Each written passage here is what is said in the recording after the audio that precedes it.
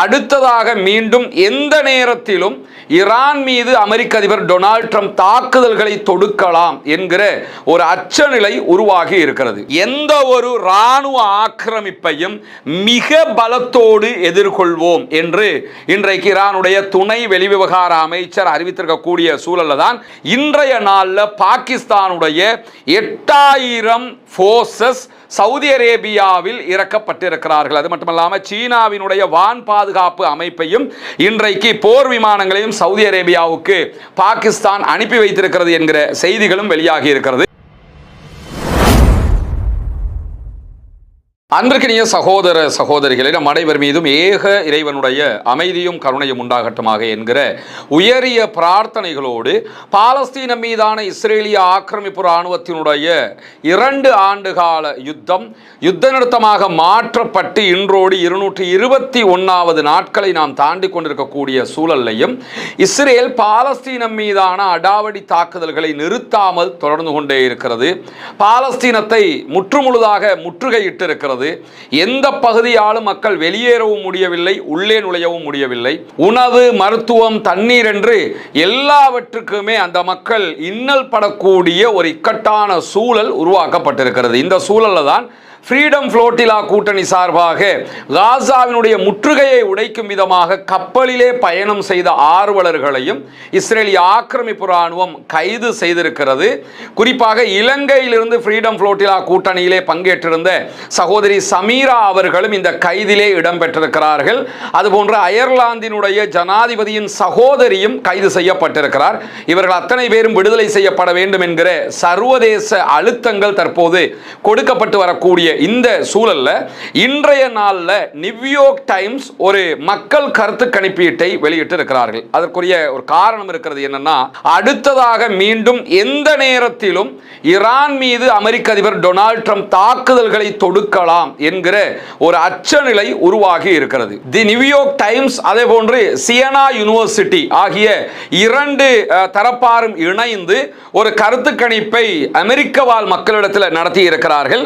இந்த கருத்து கணிப்பில் வெறும் 30% சேர்ந்த மக்கள் மட்டுமே ஈரான் மீதான அமெரிக்காவினுடைய யுத்தத்தை ஆதரிக்கிறார்கள் என்று வெளிப்படுத்தப்பட்டிருக்கிறது. ஏற்கனவே நியூயார்க் டைம்ஸ் பைத்தியக்காரர்கள் நடத்தக்கூடிய ஊடகம் என்றெல்லாம் அமெரிக்க அதிபர் டொனால்ட் ட்ரம்ப் தாறுமாறாக விமர்சித்துக் கொண்டிருக்கக்கூடிய சூழல்ல தான் தற்போது நியூயார்க் டைம்ஸினுடைய இந்த அறிக்கையும் வெளியாகி இருக்கிறது. வெறும் 30% சேர்ந்தவர்கள் மட்டும்தான் ஈரான் மீதான அமெரிக்க இஸ்ரேலிய யுத்தத்தை ஆதரிக்கிறார்கள். 64% பேர் அதை எதிர்க்கிறார்கள் என்று கருத்து கணிப்பு முடிவுகள் வெளியாகி இருக்கிற அதே நேரத்தில் பதிலளித்தவர்கள் சுமார் 57% பேர் இஸ்ரேலுக்கு அமெரிக்கா இராணுவ உதவிகள் வழங்குவதை நிறுத்த வேண்டும் என்று வலியுறுத்தி இருக்கிறார்கள். 37% பேர் அவங்களுக்கு இராணுவ உதவி வழங்க வேண்டும் என்றும் சொல்லி இருக்கிறார்கள். ஆனால் 57% அதை எதிர்த்து இருக்கிறார்கள். இந்த நிலையில 2023 இஸ்ரேல் காசா யுத்தம் நடைபெற்றுக் கொண்டிருக்கக்கூடிய அந்த சூழல்ல குயினிபியாக் பல்கலைக்கழகம் ஒரு கருத்து கணிப்பீட்டை நடத்தி இருந்தது அமெரிக்க வாழ் மக்களுக்கு மத்தியில். அந்த கருத்து கணிப்பில் 51% அதிகமானவர்கள் இஸ்ரேலுக்கு அமெரிக்க ராணுவ உதவிகளை கொடுக்க வேண்டும் என்று சொல்லியிருந்தார்கள். இந்த 51 தற்போது 37 குறைந்திருக்கிறது. எனவே அமெரிக்காவில் அன்பாப்புலர் ஆகி இருக்கிறார் அமெரிக்க அதிபர் டொனால்ட் ட்ரம்ப். அதே போன்று அவர் நடத்திய யுத்தம் என்கிற செய்திகளை நம்ம பார்க்க முடிகிற அதே நேரத்தில் ஈரான் எங்களோடு ஒரு ஒப்பந்தத்தை செய்து கொள்வதற்கு கெஞ்சிக் கொண்டிருக்கிறது அப்படின்னு சொல்லி மீண்டும் இன்றைய நாளுக்குரிய காமெடி செய்தியையும் வெளியிட்டிருக்கிறார் அமெரிக்க அதிபர் டொனால்ட் ட்ரம்ப் அவர்கள். டொனால்ட் ட்ரம்பினுடைய செயல்பாடுகள் உலகம் முழுவதுமே கேலிக்கு உள்ளாகக்கூடிய விதமாக மாறி இருப்பதை நம்ம பார்க்க முடியும். குறிப்பாக அமெரிக்க அதிபர் டொனால்ட் ட்ரம்பை பற்றி பிரான்சினுடைய அதிபர் இமானுவேல் மேக்ரான் தென்கொரியாவின் பயணத்தின் போது பேசியிருந்த செய்திகள் மிக முக்கியமானது. அந்த நேரத்தில் அவர் என்ன சொன்னார்னா, அமெரிக்க அதிபர் டொனால்ட் ட்ரம்ப் கொஞ்சமா பேசினார்னா புத்திசாலித்தனமா பேசுறதுக்கு வாய்ப்பு இருக்கிறது. நிறைய பேசுறாரு, இன்னைக்கு ஒன்றை பேசுறாரு, நாளைக்கு ஒன்றை பேசுறாரு, நேற்று ஒன்றை பேசியிருப்பார், அதுக்கு மாற்றமா இன்னைக்கு பேசுவார், இன்னைக்கு பேசுறதுக்கு மாற்றமா நாளைக்கு பேசுவார்னு சொல்லி ரொம்ப கடுமையாக அமெரிக்க அதிபர் டொனால்ட் ட்ரம்பினுடைய செயல்பாடுகளை இமானுவேல் மேக்ரான் அவர்கள் பிரான்சினுடைய அதிபர் விமர்சித்திருந்த காட்சியெல்லாம் நம்ம பார்த்திருக்கிறோம். இதுதான் யதார்த்தமான களநிலை. அந்த அடிப்படையில் அவர் சொல்றாரு, ஈரான் கெஞ்சி கொண்டிருக்கிறது. ஈரான் எங்கேயுமே கெஞ்சல, இஷ்டம்னாவா நஷ்டம்னா போன்னு சொல்லி கொண்டிருக்கிறாங்க. கெஞ்சிறதா இருந்தா இவ்வளவுக்கும் ஹொர்முஸ் ஓபன் பண்ணப்பட்டிருக்கணும், ஈரானுக்கும் அமெரிக்காவுக்கும் இடையில் ஒரு ஒப்பந்தம் நடைபெற்றிருக்கணும். ஆனால் அப்படி எந்த ஒப்பந்தமும் நடைபெறாத நிலையில தான் வெள்ளை மாளிகையில் பத்திரிகையாளர்களை சந்தித்த அமெரிக்க அதிபர் டொனால்ட் ட்ரம்ப் இதை பேசியிருக்கிறார். மேலதிகமாக அவர் என்ன சொல்றாருன்னா, அமெரிக்காவினுடைய படைகள் ஈரானை மீண்டும் தாக்க வேண்டி இருக்கலாம், தெஹ்ரான் ஒரு ஒப்பந்தத்தை அவசரமாக செய்து கொள்ள வேண்டும் என்று சொல்லி இருக்கிறார். ஒரு உடன்பாடு எட்டப்படாவிட்டால் எதிர்வருகிற நாட்களில் ஒரு புதிய அமெரிக்க தாக்குதல் ஈரான் மீது நடத்தப்படும் அப்படின்னு சொல்லி அவர் எச்சரிக்கை விடுத்திருப்பது மட்டுமல்லாம 2 அல்லது 3 நாட்களுக்குள்ளாக இந்த தாக்குதல்கள் நடத்தப்படலாம். ஒருவேளை வெள்ளி சனி ஞாயிறு அல்லது அடுத்த வார ஆரம்பத்தில் இந்த தாக்குதல்கள் நடத்தப்படலாம்ங்கிறாரு. 2 நாள் 3 நாளைக்குள்ள நடத்தப்படலாமா, இல்லைன்னா 2 நாள் 3 நாளைக்குள்ள நடத்தப்படலாம்ங்கிறாரு, இல்லைன்னா வெள்ளி சனி ஞாயிறுக்குள்ள நடத்தப்படலாம்ங்கிறாரு, இல்லைன்னா நெக்ஸ்ட் வீக் அது ஆரம்பிப்பதற்கான வாய்ப்புகள் இருக்கிறது. ஏன்னா அவங்க ஒரு புதிய அணு ஆயுதத்தை தயாரிக்கிற நிலையில் இருக்கிறார்கள், அதை நாங்கள் ஒத்துக்கொள்ள முடியாதுங்கிறாரு. இந்த ஆக்கள் என்ன சொல்றாங்கிறது உலகத்தில் இருக்க அத்தனை பேருக்குமே வேறு விதமான பார்வையை உண்டாக்கும். காரணம் என்னன்னா, 12 நாள் வார் பண்றாங்க, அணு ஆயுதம் இனி தயாரிக்கவே முடியாது, யுரேனியத்தை அழிச்சிட்டோம்னாங்க. பிறகு 40 நாள் யுத்தம் பண்ணாங்க, அணு ஆயுதம் இனி தயாரிக்கவே முடியாது, யுரேனியத்தை அழிச்சிட்டோம்னாங்க. இப்போ உட்கார்ந்துக்கிட்டு அணு ஆயுதம் தயாரிச்சிருவாங்க அப்படிங்கிறாங்க.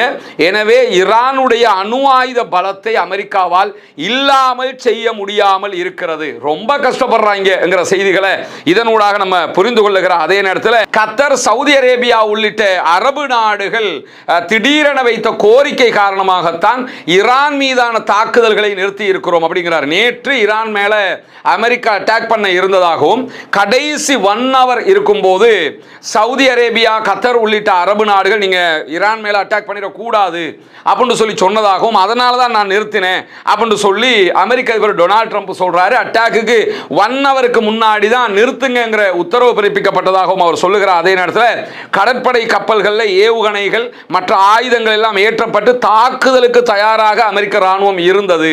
ஆனாலும் சவுதி உள்ளிட்ட அரபு நாடுகள் கேட்டதோடு நாங்கள் நிறுத்தி இருக்கிறோம் அப்படின்னு சொல்லி இருக்கிறாரு. அதை நிறுத்துறதுக்கு ஏதாவது காரணம் சொல்லணும், அதுக்காக ஒரு காரணமாக கூட அதை பார்க்க முடியும். என்ன, சவுதி உள்ளிட்ட அரபு நாடுகள் மீதும் ஈரான் பதிலடி தாக்குதல்களை அமெரிக்காவுடைய பேஸை இலக்கு வைத்து நடத்தும் என்பது தெரியும். அதை அடிப்படையாக கொண்டு சவுதி சொல்லி இருக்கவும் கூடும், சொல்லாமல் இருக்கவும் கூடும். ஏன்னா அமெரிக்காவை பொறுத்தவரையில் இப்பொழுது இந்த யுத்தத்தை தொடங்காம இருக்கிறதுக்கு வழி தேடுவாங்க.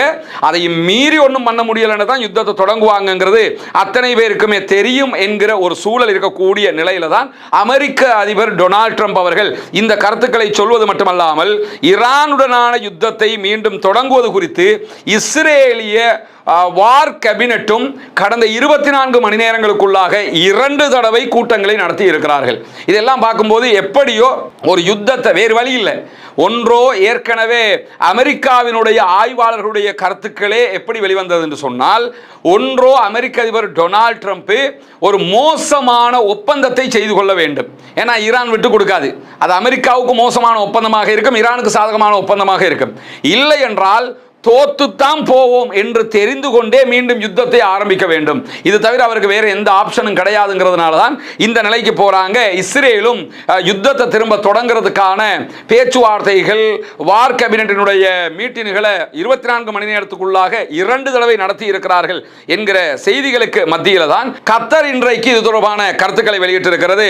கத்தருடைய வெளிவிவகார அமைச்சகத்தினுடைய செய்தி தொடர்பாளர் மஜீத் அல் அன்சாரி வெளியிட்டிருக்கக்கூடிய அறிவிப்புகள்ல இந்த பேச்சுவார்த்தைகள், அமெரிக்காவுக்கும் ஈரானுக்கும் இடையில் நடக்கக்கூடிய பேச்சுவார்த்தைகளுக்கான கால அவகாசம் வேணும், பாகிஸ்தான் ரொம்ப முயற்சி பண்ணி கொண்டிருக்கிறது, அதற்கான அவகாசம் கொடுக்கப்பட வேண்டும் என்று சொல்லி பேசியிருப்பது மட்டுமல்லாமல், வாஷிங்டனோடு நாங்கள் நேரடி தொடர்பில் இருக்கிறோம், அதே நேரம் தெஹ்ரானோடும் நேரடி தொடர்பில் இருக்கிறோம், தெஹ்ரான் எங்கள் மீது தாக்குதல் நடத்தி இருந்தாலும் நாங்கள் தெஹ்ரானோட நேரடி தொடர்பில் தான் இருக்கிறோம் அப்படின்னு சொல்லி இருக்கிறார். எனவே நேரம் கொடுக்கப்பட வேண்டும், இந்த பேச்சுவார்த்தைகளை முடிப்பதற்கு சண்டையால் இதை தீர்க்க முடியாது என்று சொல்லியும் இன்றைக்கு கத்தர் வெளியிட்டிருக்கக்கூடிய அறிவிப்பை பார்க்கும் பார்க்கிற அதே நேரத்தில் இன்றைய நாளில் ஈரானுடைய துணை வெளியுறவு அமைச்சருடைய அறிவிப்பு வெளியாகி இருக்கிறது. எந்த ஒரு இராணுவ ஆக்கிரமிப்பையும் மிக பலத்தோடு எதிர்கொள்வோம் என்று இன்றைக்கு ஈரானுடைய துணை வெளிவிவகார அமைச்சர் அறிவித்திருக்கக்கூடிய சூழல்ல தான் ஈரான் மீதான திட்டமிட்ட தாக்குதலை ஒத்திவைப்பதாக ட்ரம்ப் அறிவிச்சிருக்கிறாரு. ஆனால் அவர் எந்த நேரத்தில் எங்க மேல தாக்குதல் நடத்தினாலும் நாங்கள் அதை எதிர்கொள்வதற்கு தயாராக இருக்கிறோம். பெரும் படை அதற்குரிய ஏற்பாடுகளை செய்து வைத்திருக்கிறது. இதனுடைய பொருள் என்னன்னு சொல்லி சொன்னா, அச்சுறுத்தலை அமைதிக்கான வாய்ப்பு என்ற பெயரில் அமெரிக்கா அழைத்து கொண்டிருக்கிறது அப்படிங்கிறாரு. அமெரிக்கா படையை கொண்டு வச்சிருக்காங்க. எங்க படை தயாரா இருக்குது, எங்களுக்கு அடிச்சா நாங்க டிஃபெண்ட் பண்ணுவோம், அது வேற. ஆனா அமெரிக்கா படையை கொண்டு வச்சுக்கிட்டு அமைதிக்கான வழி என்று எதை சொல்றாங்கன்னு சொல்லி சொன்னா அச்சுறுத்தலை தான் சொல்லி கொண்டிருக்கிறாங்க. நீங்க இதுக்கு வரலன்னா நாங்க இப்படி அட்டாக் பண்ணுவோம்னு சொல்லி மிரட்டிக்கிட்டு இருக்கிறாங்க. இந்த மிரட்டலுக்கெல்லாம் நாங்க அடிபணிய மாட்டோம் என்று சொல்லி இன்றைக்கு ஈரான் வெளியிட்டிருக்கக்கூடிய அறிவிப்பில் நம்ம பார்க்க முடியும். இப்படியான சூழல்ல தான் நம்ம தொடர்ந்து சொல்லி வருகிற ஒரு செய்தி தான், அரபு நாடுகள் குறிப்பாக சவுதி அரேபியாவினுடைய தலைமையில் ஒரு அரப் நேட்டோ, அரப் இராணுவ கூட்டமைப்பை உருவாக்குவதற்கான முயற்சிகளை செய்கிறார்கள். சவுதி அரேபியா, ஈஜிப்டு, டர்க்கி உள்ளிட்ட நாடுகளோடு சவுதி அரேபியா அணு ஆயுத பலம் கொண்ட பாகிஸ்தானை இணைத்திருக்கிறது. சவுதியோடு கத்தரு, குவைத்து போன்ற நாடுகள் எல்லாம் இணைகின்றன.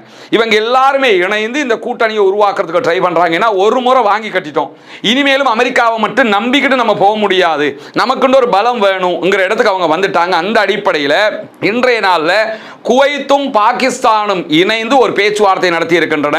பாகிஸ்தானுடைய ராணுவ தளபதிக்கும் குவைத்தினுடைய ராணுவ தளபதிக்கும் இடையில தான் இந்த பேச்சுவார்த்தைகள் நடைபெற்றிருக்கிறது. இரண்டு நாடுகளும் ஒரு ராணுவ ஒப்பந்தத்துக்கு செல்வதற்கான முனைப்புகளை காட்டி வருகிறார்கள்.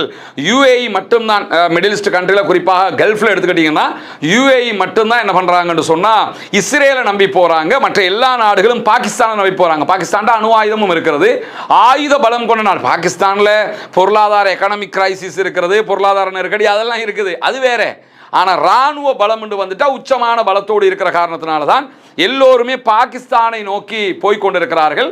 அந்த அடிப்படையில் குவைத்தும் பாகிஸ்தானோடு ஒரு ஒப்பந்தத்தை செய்வதற்கு தயாராகி கொண்டிருக்கக்கூடிய சூழல்ல இன்றைய நாளில் பாகிஸ்தானுடைய 8000 ஃபோர்ஸஸ் சவுதி அரேபியாவில் இறக்கப்பட்டிருக்கிறார்கள். அது மட்டுமல்லாமல் சீனாவினுடைய வான் பாதுகாப்பு அமைப்பையும் இன்றைக்கு போர் விமானங்களையும் சவுதி அரேபியாவுக்கு பாகிஸ்தான் அனுப்பி வைத்திருக்கிறது என்கிற செய்திகளும் வெளியாகி இருக்கிறது.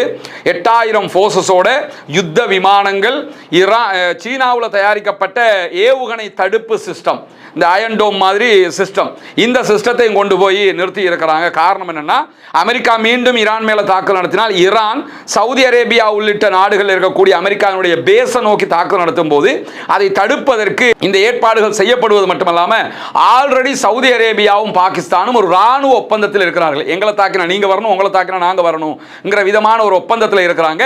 ஆனா ஈரானும் பாகிஸ்தானும் நெருங்கிய நாடுகள்ங்கிற காரணத்தினாலையும் இப்ப நடக்கக்கூடிய அமெரிக்க இஸ்ரேலிய கூட்டு தாக்குதல், ஈரான் மீதான தாக்குதல்ல ஈரானுக்கு எதிராக சவுதிக்கு ஆதரவாக என்று சொல்லி பாகிஸ்தானால் வந்துட முடியாது. எனவே ரெண்டு தரப்பை மேனேஜ் பண்ணணும்னா தங்களுடைய துருப்புக்கள் அனுப்பி வைக்கிறாங்க, நீங்க டிஃபெண்ட் பண்ற வேலையை மட்டும் பாருங்க என்கிற விதமான ஒரு செயல்பாட்டை தற்போது பாகிஸ்தான் செய்ய ஆரம்பித்திருக்கக்கூடிய சூழல்ல இன்றைக்கு ரஷ்யாவினுடைய அறிவிப்பு வெளியாகி இருக்கிறது. ஈரான்ல இருக்கக்கூடிய புஷர் அணுமின் நிலையத்தில் ரஷ்யா தான் 2 மேலதிகமான முனையங்களை கட்டிக்கிட்டு இருக்கிறாங்க. அதற்கு அவர்களுடைய பணியாட்கள், அவர்களுடைய ஆய்வாளர்கள், ஆராய்ச்சியாளர்களை ஏற்கனவே இருந்தவங்களை வெளியேற்றி இருந்தாங்க. இந்த யுத்தம் காரணமாக மீண்டும் அவர்களை புஷர் அணுமின் நிலையத்திற்கு அனுப்புகிறது ரஷ்யா. அந்த அணுமின் நிலையத்தினுடைய கட்டுமான பணிகளுக்காக ரஷ்யா ஏற்கனவே ஈரானோடு செய்து கொண்ட ஒப்பந்த பிரகாரம் கிட்டத்தட்ட 8 அணுமின் நிலையங்களை ஈரானுக்குள்ள அவங்க கட்டிக்கிட்டு இருக்கிறாங்க. ரஷ்யாவினுடைய அணு ஆராய்ச்சி மையமாக இருக்கக்கூடிய ரோசாட்டம் தான் இதை செய்து கொண்டிருக்கிறார்கள் என்கிற செய்திகள் வெளியாகி இருக்கக்கூடிய இந்த சூழல்ல தான் ஹேக்ல இருக்கக்கூடிய சர்வதேச குற்றவியல் நீதிமன்றம் இன்றைக்கு தனக்கு எதிரான ஒரு அரெஸ்ட் வாரண்டை பிறப்பித்திருக்கிறது என்று சொல்லி இஸ்ரேலுடைய நிதி அமைச்சராக செயல்படக்கூடிய ஸ்மோரிச் ஒரு அறிக்கையை வெளியிட்டிருக்கிறார். ஏற்கனவே இஸ்ரேலுடைய நவம்பர் 2024 இஸ்ரேல் காசா மீது நடத்திய மாபெரும் இனப்படுகொலையை கண்டித்து நெத்தன்யாகு அவருடைய முன்னாள் பாதுகாப்பு அமைச்சராக செயல்பட்ட யோ கேலண்ட் ஆகியோர் மீது அரெஸ்ட் வாரண்டை பிறப்பித்திருக்கிறது. இன்னும் 38க்கும் மேற்பட்ட இஸ்ரேலுடைய ராணுவ அதிகாரிகள் மீதும் அரெஸ்ட் வாரண்ட் பிறப்பிக்கப்பட்டிருக்கக்கூடிய சூழல்ல தான் தற்போது நிதி அமைச்சர் மீதும் இந்த அரெஸ்ட் வாரண்ட் பிறப்பிக்கப்பட்டிருக்கக்கூடிய சூழலை நம்ம பார்க்க முடியும். இதே நேரம் சர்வதேச நீதிமன்றத்தில் யாரெல்லாம் இந்த தீர்ப்பை கொடுத்தாங்களோ அவங்களுக்கு எதிராக அமெரிக்கா தடைகளை விதித்திருக்கிறது. எவனுக்கு எவன் சப்போர்ட்டா இருக்கிறான்றதை பாருங்க. பெரிய மாபெரும் அழிவை செய்திருக்கிறார்கள், மக்களை கொன்று குவித்திருக்கிறார்கள். அவர்களுக்கு அரெஸ்ட் வாரண்ட் கொடுத்திருக்கிறது சர்வதேச நீதிமன்றம். இந்த சர்வதேச நீதிமன்றத்தில் யார் தீர்ப்பு கொடுத்தாங்களோ அந்த நீதிபதிகளுக்கு எதிராக ட்ரம்பினுடைய நிர்வாகம் தடைகளை விதித்திருக்கிறது. எந்தெந்த தடைகள்னா, அவர்கள் வங்கி கணக்குகளை மெயின்டைன் பண்ண முடியாது, அதே மாதிரி கடன் அட்டைகள், கிரெடிட் கார்டு, டெபிட் கார்டுகளை யூஸ் பண்ண முடியாது, அமேசான் போன்ற தொழில்நுட்ப நிறுவனங்களுடைய கிளவுட் சர்வீசஸை அவங்க பயன்படுத்த முடியாது. ஈவன் ஒரு ஐபோனாக இருந்தால் அதனுடைய ஐக்ளவுடை கூட அவங்களால யூஸ் பண்ண முடியாத அளவுக்கு தடைகள் விதிக்கப்பட்டிருக்கு. அதையும் மீறித்தான் மீண்டும் அவர்கள் அரெஸ்ட் வாரண்டை கொடுத்திருக்கிறார்கள் என்கிற செய்திகளுக்கு மத்தியில் 88வது தடவையாக இன்றைய நாளிலும் ஊழல் குற்றச்சாட்டு, லஞ்சம் எடுத்த குற்றச்சாட்டுக்கு நீதிமன்றத்தில் ஆஜராகி இருக்கிறார் இஸ்ரேலிய பிரதமர் பெஞ்சமின் நெதன்யாகு. இஸ்ரேலிய பிரதமர் பெஞ்சமின் நெதன்யாகுக்கு மன்னிப்பு கொடுங்க, அவரை ஊழல் வழக்கில் இருந்து விடுவிச்சிருங்கன்னு அமெரிக்க அதிபர் டொனால்ட் ட்ரம்பே இஸ்ரேலுடைய ஜனாதிபதி ஐசக் ஹெர்சாக்கு கடிதம் எழுதி இருக்கிறாரு. அதெல்லாம் நடந்து வருஷ கணக்காயிடுச்சு. இப்ப ஆனாலும் ஏன் மன்னிப்பு கொடுக்க முடியாமல் இருக்குதுன்னு கேட்டால், இஸ்ரேலுடைய கான்ஸ்டிடியூஷன் பிரகாரம், இஸ்ரேலுடைய அரசியல் யாப்பு பிரகாரம் சம்பந்தப்பட்ட குற்றஞ்சாட்டப்பட்டவர் குற்றத்தை ஒப்புக்கொள்ள வேண்டும். ஆமா, நான் ஊழல் பண்ணிட்டேன் அப்படின்னு குற்றத்தை ஒப்புக்கிட்டா தான் ஜனாதிபதியால அவருக்கு பொது மன்னிப்பு கொடுக்க முடியும். இங்க இருக்கிற பிரச்சனை என்னன்னா, குற்றத்தை ஒப்புக்கொண்டு விட்டால் ஜனாதிபதிக்கு பொது மன்னிப்பு கொடுப்பதற்கு முன்பதாக நீதிமன்றம் அவரை கைது பண்ணுவதற்கான வாய்ப்புகள் இருக்கிறது என்கிற ஒரு அச்சம் இஸ்ரேலிய பிரதமர் பெஞ்சமின் நெதன்யாகுக்கு இருக்கிறது. அதை தாண்டி இந்த ஊழல் குற்றச்சாட்டு அவர் ஒப்புக்கொண்டுட்டார்னு சொன்னாலே அடுத்த தேர்தலில் இது ஒன்று போதும் வந்தால் தோத்து போறதுக்கு. எனவே தான் அவர் அதை ஒத்துக்கொள்ளாம தொடர்ந்து நீதிமன்றத்துக்கு ஆஜராகி வருகிறார். இன்றோடு 88வது தடவையாக ஒரு பிரதமர் ஊழல் குற்றச்சாட்டுக்காக நீதிமன்றத்தில் ஆஜராகி இருக்கிறார் என்கிற செய்திகளை பார்க்க முடிகிறது. பொறுத்திருந்து பார்ப்போம் என்னவெல்லாம் நடக்கிறது என்பதை. தொடர்ந்தும் அப்பாவிகளுக்கு அநியாயம் இழைக்கக்கூடியவர்களுக்கு அல்லாஹு தாலா தண்டிக்க போதுமானவன். தொடர்ந்தும் இந்த அநியாயக்காரர்களுக்கு எதிராக அல்லாஹ்விடத்தில் பிரார்த்தனை செய்ய மறந்து விடாதீர்கள். ஆக்கிரமிப்புகள் ஓய வேண்டும், ஆக்கிரமிப்பாளர்களும் ஓய வேண்டும் என்கிற பிரார்த்தனையோடு ஆக்கிரமிப்பாளர்களுக்கு எதிராக தொடர்ந்தும் ஜனநாயக ரீதியாக குரல் எழுப்புவோமாக. வாஹ் தஅவானா அல்ஹம்துலில்லாஹி ரப்பில் ஆலமீன்.